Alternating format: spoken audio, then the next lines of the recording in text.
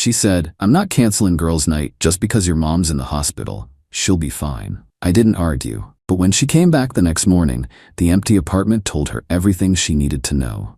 My mom is the toughest person I know. She raised me and my sister on her own, working 2 jobs and never once letting us see her sweat. She taught me what loyalty and sacrifice look like. So when my phone rang on Thursday afternoon and I saw my sister's name, I felt that cold dread that only comes when you know something is wrong with a parent. My mom had fallen. She had hit her head. She was in the hospital. I left work in a daze, my mind a blur of worst-case scenarios. I called my girlfriend Maya on the way. We've been together for 2 years, living in my apartment for the last one. I thought we were serious. I thought we were building a life together. "Hey," I said, my voice shaky. "I'm on my way to the hospital. My mom fell. It might be serious." There was a pause on the other end of the line, filled not with concern, but with the sound of music and other people laughing. "Oh my God, seriously?" she said. Her tone was one of annoyance, not alarm. "Tonight? But it's girls' night. We have reservations." I couldn't believe what I was hearing. "Maya, did you hear me? My mom is in the hospital." "Yeah, I heard you," she snapped, her voice sharp with impatience. "But what do you want me to do about it? I'm not a doctor. I'm not canceling girls' night just because your mom's in the hospital. She'll be fine. She's always fine." The callousness of it hit me like a physical blow. My mom, the woman who had welcomed Maya into our family, was just an inconvenience, a scheduling conflict. I didn't argue. I didn't yell. Something in my brain just switched off. The part of me that loved her, that made excuses for her growing selfishness, just went dark. "You're right," I said, my voice suddenly calm and empty. "You go have fun." I hung up the phone and kept driving. I spent the next 8 hours in a cold, sterile waiting room while doctors ran tests. My sister and I just sat there, holding on to each other, terrified. Around midnight, the doctor finally came out. My mom had a concussion and a fractured wrist, but she was stable. The relief was so overwhelming it almost brought me to my knees. She would need to stay for a few days for observation. As I sat by her bedside, watching her sleep, my phone buzzed. It was a notification from social media. Maya had tagged herself in a series of photos. There she was with her friends, laughing, raising glasses of champagne at some fancy new bar. The caption read, "Some things are just too important to cancel." And in that moment, sitting in the quiet hum of the hospital, I knew my relationship was over. But it wasn't going to be a simple breakup. It was going to be a complete and total reset. She thought my mom was an inconvenience. I was about to show her what a real inconvenience looked like. She thought some things were too important to cancel. I was about to cancel her entire life. Update 1. I didn't leave the hospital until the sun came up. I spent the night in that uncomfortable visitor's chair, watching my mom's heart rate on the monitor and making a plan. My grief and fear from the night before had cooled into something hard and clear. Resolve. Maya hadn't just disrespected me, she had disrespected my mother. That was a line that could never be uncrossed. Before I left, I spoke with my mom's doctor. He said she'd be discharged in 2 or 3 days, but she would need round-the-clock care for at least a few weeks. She couldn't be alone. My sister had kids and a job she couldn't leave. The responsibility was mine, and I knew exactly where she would stay. My first call was to a 24-hour moving and logistics company, not a regular moving company, but one that specialized in discreet, high-speed corporate relocations. I explained the situation. I needed an apartment completely cleared out, with one person's belongings packed and moved to a storage unit, and the rest of the furniture removed and stored elsewhere. I needed it done in the next 6 hours. The dispatcher quoted me a price that would make most people faint. I told him to double it if his team could be there in 30 minutes and be gone before noon. They were there in 20. While they worked, I made other calls. I called the management company for my apartment building. I explained that my cohabiting girlfriend was no longer a resident and that I needed her key fob deactivated immediately. Since she was never on the lease, it was a simple, straightforward process. They confirmed it would be done within the hour. Next, I called my bank. I had a joint credit card with Maya, which I primarily paid for. I reported the card lost and had it canceled. I then went through my own accounts, changing passwords and setting up alerts for any unusual activity. The moving team was incredible. They were a silent, efficient army. They swarmed the apartment, and in under 3 hours, every trace of Maya was gone. Her clothes, her makeup, her books, her collection of ridiculously expensive shoes, all of it was packed, labeled, and loaded onto a truck destined for a storage unit across town. Then, they cleared out all the furniture. The couch we bought together, the dining table, the bed, everything. By 11 a.m., the apartment was a hollow, echoing space. It was perfect. It was a blank slate. My next call was to a medical supply company. I ordered a hospital-grade adjustable bed, a walker, a shower chair, and everything else my mom would need for her recovery. I arranged for it to be delivered and set up that afternoon. Then I went shopping. I bought new bedding, soft towels, and groceries. I bought all of my mom's favorite things: the tea she likes, the brand of cookies she loves, the puzzle books she does to keep her mind sharp. I was transforming the apartment from a home I had shared with a selfish stranger into a sanctuary for the most important woman in my life.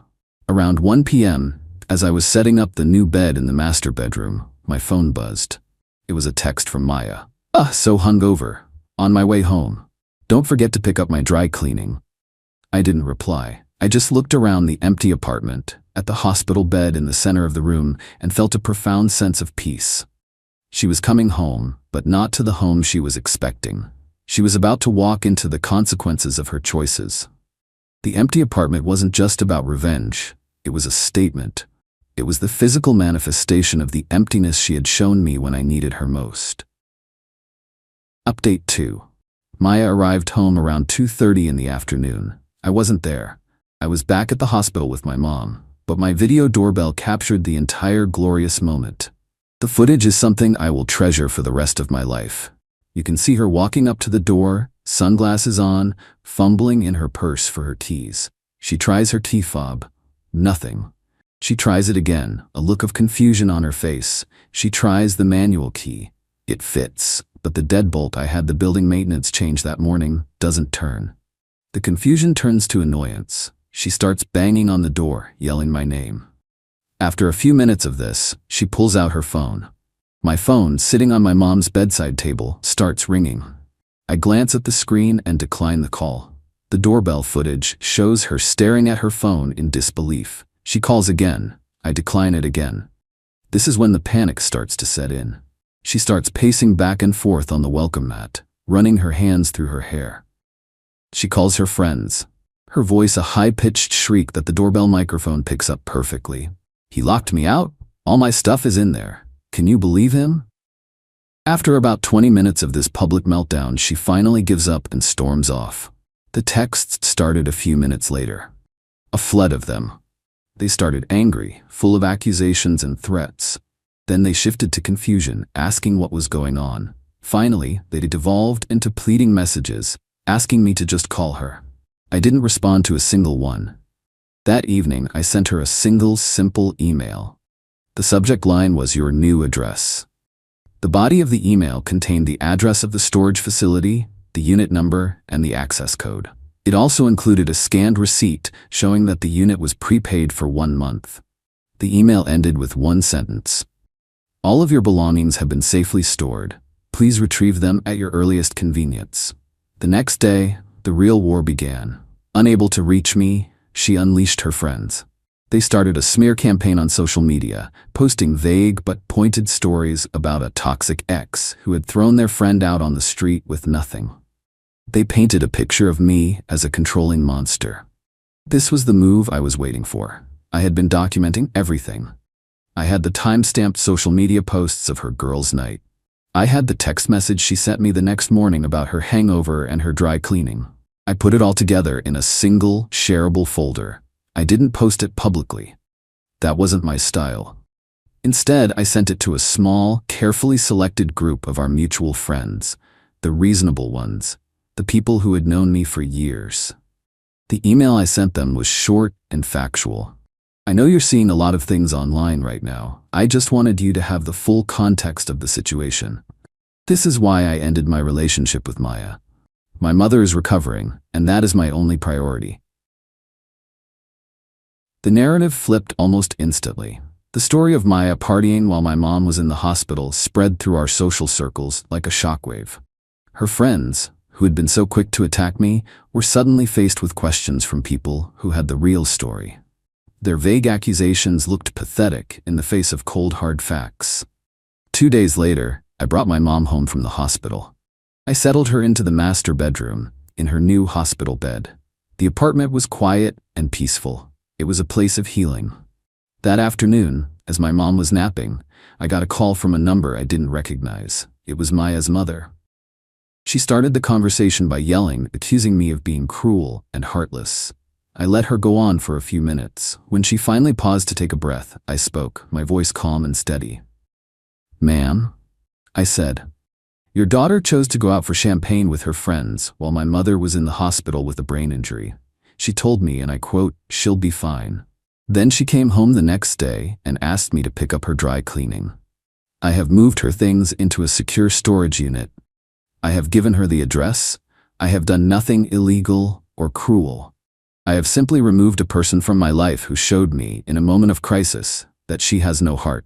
My mother is now recovering in my home. She is my only concern. Do not call me again." I hung up the phone. The silence that followed was the sound of a chapter of my life closing for good. Final update. The weeks that followed were a strange mix of quiet healing and distant, pathetic chaos. My life revolved around my mom's recovery. I took time off work to be with her.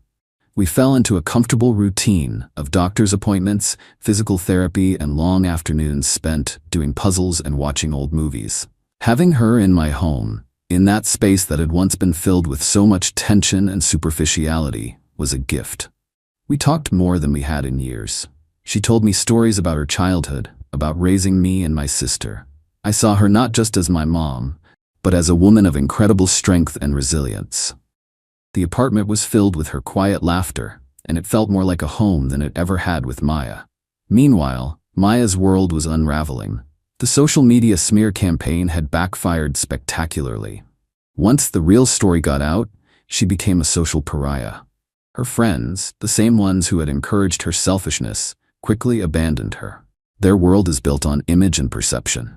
And being associated with someone who partied while her boyfriend's mom was in the hospital was bad for their brand. She was forced to move back in with her parents.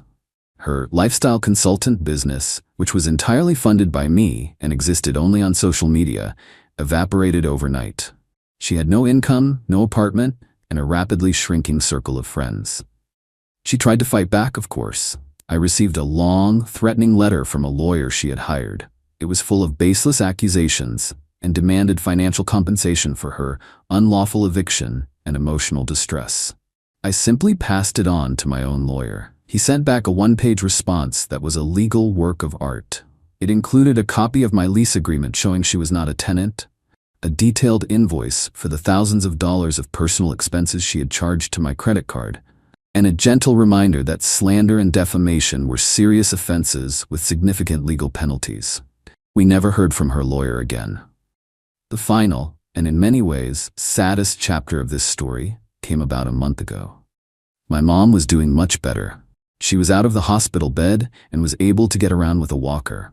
We were having lunch at a small cafe near her physical therapist's office. As we were leaving, I saw Maya. She was coming out of a store across the street. She looked different. The confident, arrogant woman I had known was gone.